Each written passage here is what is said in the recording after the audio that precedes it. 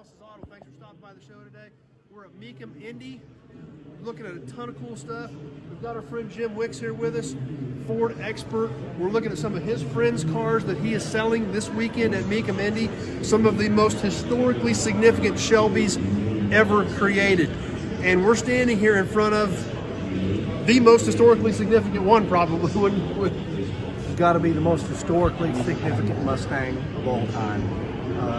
If this car wouldn't have been a success for Shelby American and Ford Motor Company, a lot of the things that you saw and still see today probably wouldn't have happened. So we see new ones on Ford showrooms today. There's GT500 Shelbys on Ford showrooms today because of the success of this car. Absolutely. Ford needed a sporty image for the Mustang, therefore went to Carroll Shelby to create that, and Carroll delivered what they needed. So, if you didn't catch our other video, we've got another video that's the rest of the story behind this car. This video, we're going to show you some of the specific details that makes this car what it is. The very first prototype race Mustang Shelby ever developed. Fortunately, we've got the guy here that's been involved with this car for years. He knows a lot of the ins and outs, the details, the specifics about this car. We're going to let Jim tell us some of the stuff that's super cool that makes this car what it is.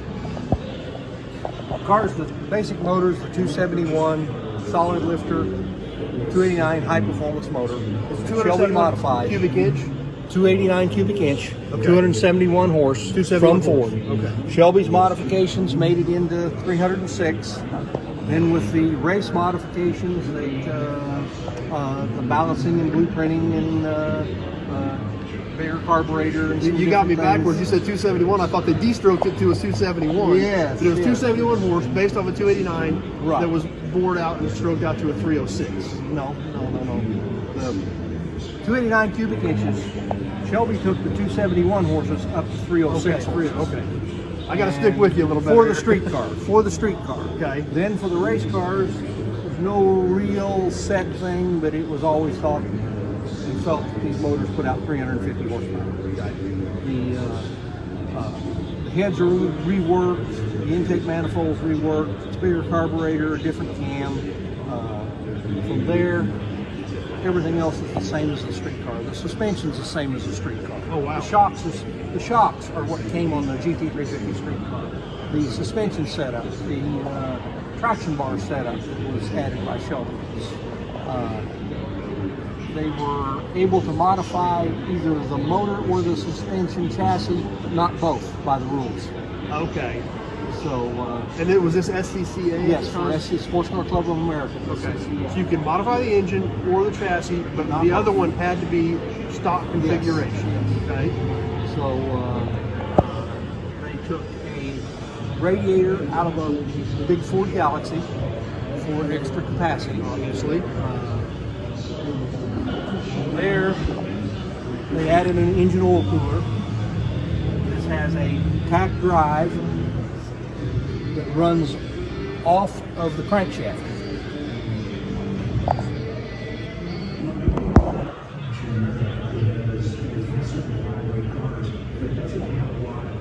So what else is unique about this here? This plenum to force air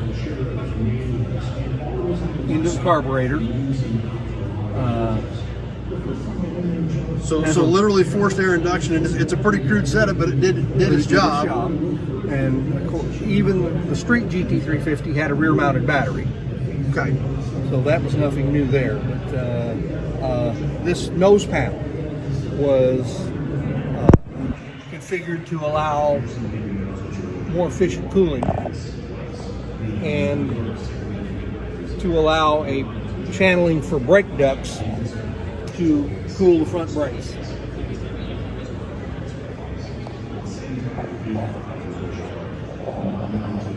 So a lot of the stuff that we are familiar with today, even like this brake duct cooling and things like that, was all being designed back in the 60s. Yes, it was. It was already It was being all worked on. experimented with. And this has a unique hood also, correct? Well, the hood is a solid fiberglass hood with the round hole cut out. Basically, the first 100 65 GT350s all used this hood. Afterwards, they went to a steel frame fiberglass overlay hood. Oh, okay. That was stronger and a more more efficient piece to fit and finish.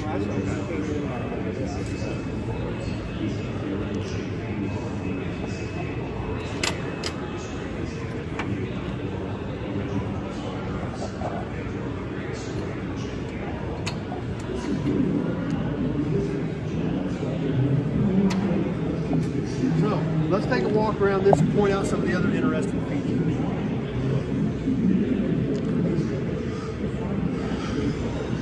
The fixed racing windows. This was the only R model that came with those. This was in an effort to lighten up the car, get rid of the heavy glass. And this car was first raced, it was wintertime. So February. The heat wasn't really thought of as a factor. Well, as spring came, it became very obvious that this wasn't really good about keeping the driver cool. So they developed a window that was on a slider belt that would go up and down. So you still got rid of the guts, still got rid of the glass. Still got rid of the weight. So this went away. It was never used on another car. This configuration right here is this car only. And obviously, the interior of the car, we have the racing seat, and we have a unique racing gauge panel that was done to cover all the necessary needs. There's two toggle switches you see. One is the horn, which was standard. GT350 also used a toggle switch horn, but the other one was electric fuel pump. So you want to make sure you got the right one. If you needed to turn the fuel pump on, you didn't want to honk your horn. Didn't want to honk your horn, sure, why not? But the roll bar was added on the competition cars. This rear shelf with the spare tire, that was standard on all of the street cars. And that was part of the rules for SCCA. To be a sports car, it had to be a two-seater. So the Mustang came with a rear seat, so it didn't qualify. It did not qualify as a sports car. So Carroll, by taking the seat out, replacing it with that shelf, made a couple of significant things. First, he made it legal, but the next thing he did, by putting the spare tire right there, the spare tire was in the optimum place for weight transfer. So he made the rules work, Made it a two-seater, and made it got a efficient better for balanced racing. car out A of better it. balanced car. Now, obviously this is not normal. You don't see The Mustang this has is the louvers that you would see in the normal case. right. You just don't see sheet metal pop river to the side of a car. This saved about 40 pounds by doing that, by removing the louvers. Wow. And that was allowed. The other thing on this car is that the rear quarters are radiused. Not very noticeable to most people, but there's actually almost 2 inches difference So they cut quite here a to bit here. out. And then it was radiused, hand radiused, to make it look like the street car. So this was all It's done flared for out tire by hand. clamps, yes. And they trimmed the front fenders a little bit also. We got a few things laying right here behind me. This was the original race seat. This was the original race seat from its competition days. And That's the seat Ken Miles sat in when he drove the car. very well could be. And the steering wheel is the wheel that it was raced in its later days with. Its first race, it was done with the 16-inch wheel, but that came off, and the rest of its career it was raced with the 15-inch wheel. The trunk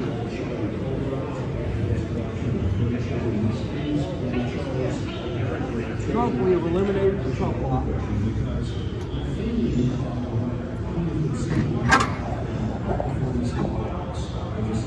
Inside we have this larger gas tank. This larger gas tank And again, in the Shelby guys and their ingenuity, what this gas tank is it's the bottom of 2 Mustang gas tanks welded together.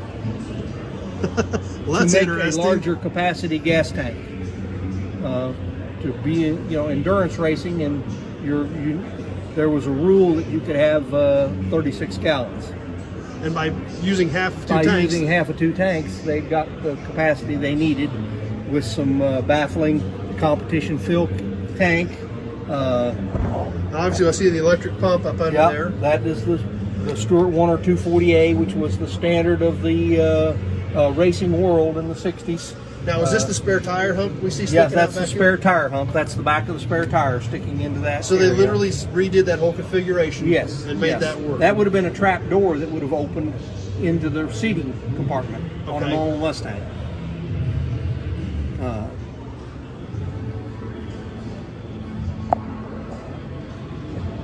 Of course, the gas filler you see is Eliminated. eliminated. You've got a splash guard.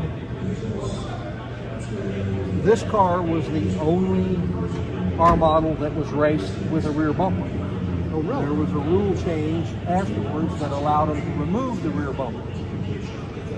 So when this car was built, you had to have the rear You had to bumper. have a rear bumper. So, therefore, that went away and was a weight saving. Now, this rear window, obviously, this is not stock. Yes, Mustang. this plexiglass rear window. This was done. First idea was to extract air out of the car. So that's why we're open here. Yes, it's open there to help. Also, it was something that would help cool the driver. This window is the only one that is done in this exact configuration. They changed the way it is bracketed in and the design of it in the later generation cars. Again, this car was the prototype. There was no blueprint. Everything that they did to this car was, gee, do you think this is going to work today? We're going to try it. So, But that's how these cars were developed. That's how these cars were They developed. didn't go punch something into a computer and see what kind of results it spit out. You did it and you took it to the track. No, and yeah, it was test everything, make your assessment of what it is, and go and improve on it. So what else is there? Is that kind of the high points of this? That's kind of the high a few points. things you also want to touch on? You know, the underneath of the car is basically the same as any stock 1965 GT350. Well designed, well thought out. Well, it wasn't their first rodeo by that. No, by that time Carroll had been very involved in developing the Cobras, So they were working on the familiar- GT40s. And they were familiar with well suspensions and Ford powertrains. and those guys were race engineers, fabricators,